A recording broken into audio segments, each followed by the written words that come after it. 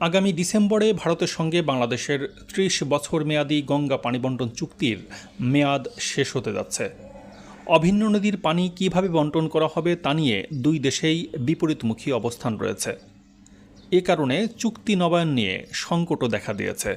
তবে সম্প্রতি ভারতের পররাষ্ট্র সচিব বিক্রম মিস্ত্রি বলেছেন যে দ্বিপাক্ষিক বিষয়গুলোর মধ্যে পানি তাদের কাছে সবসময় একটি অগ্রাধিকারের বিষয় ছিল, কারণ দুই দেশ অন্তত ৫৪টি নদী ভাগাভাগি করে। এর মধ্যে শুধু গঙ্গার জন্যই একটি পানি বণ্টন চুক্তি রয়েছে।